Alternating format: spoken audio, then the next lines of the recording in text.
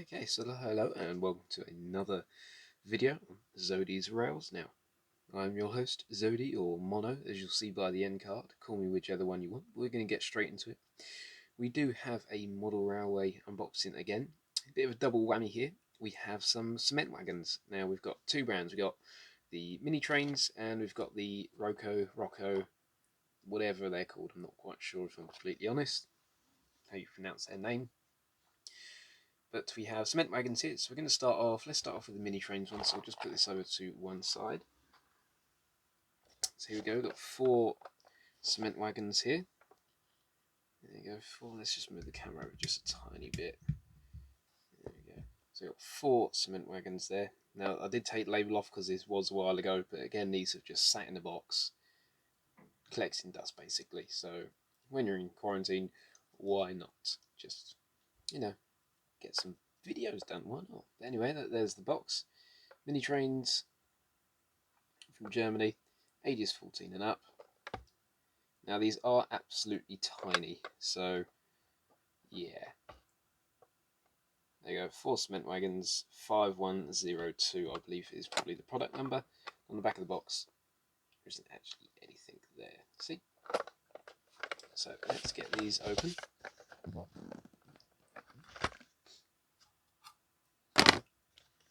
And it is as simple. Oh, sorry about that. And it is as simple as that. And there you go, you've got some plastic holding it in. Now these don't come out very easily, unless you tip it like that. But there you go. Got some little tiny little wagons here. Ooh, they're running all over the place. There we go. Just there. Now we will have a closer look at these in just a minute, so we're going to move this box here. And going to get our other ones. So here is the Roco box, so let's just pop these at the back here. So here's the Roco one. Now again, labels come off, had them for a while. Yeah, pretty simple. So with the Roco one, I prefer the packaging on this one. Although it's cardboard, I like the graphics a bit more, it just looks more colourful. But for actual protection, I do prefer the MiniTrains one because it is a harder plastic on the outside. As you can see, I believe that's the product number, so 3460. There we go. Ooh, that's upside down. There we go. And see, it doesn't actually say cement wagons on there, but I'm pretty sure that's exactly what they are. So let's get this one open.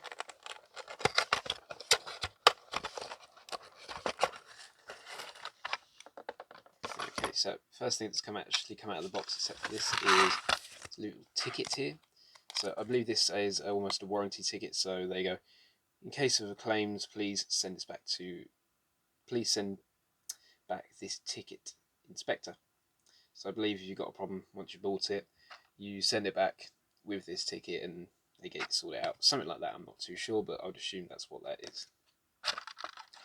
Now here we go, they're in a bit of soft plastic, you see, very bendable, but it does the job. 2 little wagons in here. Now these ones are quite easy to take out. 1 and 2.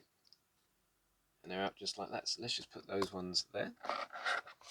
Take the box away. And there we go. So I'm just going to stop the recording here, be right back. I'm just going to put these on a bit of track, show them a little bit closer. Okay, so here we are, we're down a bit closer. Now, because it's on my phone, it might go out of focus a little bit. I'm going to try and get a better camera as time progresses, if people like these videos, of course. So the last 4 here, no, they're slightly out of shot.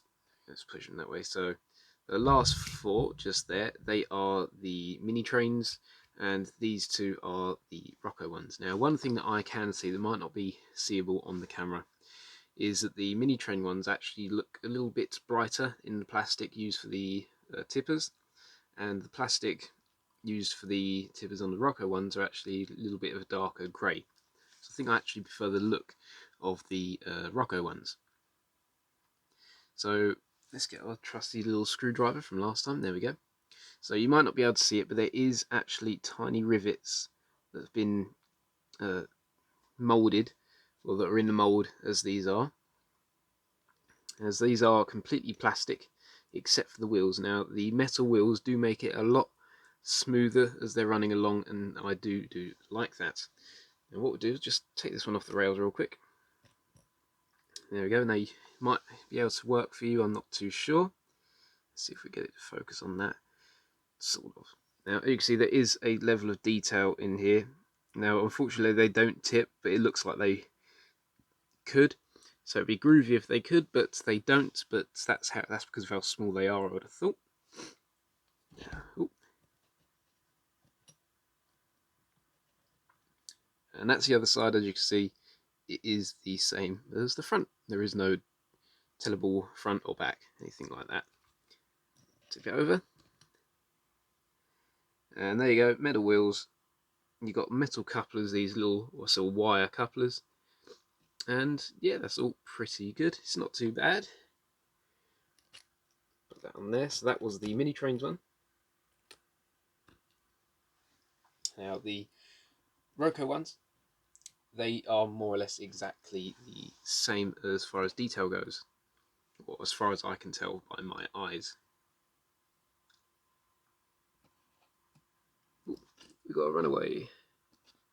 It's not exactly a flat surface, but I am working on that because again, I'm still new to doing all these sort of unboxing sort of model railway things. So again, you've got some rivet detail that is already sort of on there, as you might be able to see on the camera. You got the detail on the front there where it looks like it would have tipped, or it could tip. And turn it around, same sort of lining on the side, and again the same on the back / front, because again there is no definitive back or front. And we'll look on the underside, and again metal wheels and those wire couplers just there. So those are pretty nice as well. Now I'm pretty sure because the Roco ones were in a pack of 2, it was quite a bit cheaper than the 4-pack of the MiniTrains. Now I'll have a look online, see what I can see where I got these from. Tell you what the price is in the description below, because off the top of my head I can't exactly remember because it was a fair few months ago. So yeah, so what we'll do is we shall go down to our little layout downstairs, and we'll see this behind a little train and see how they go.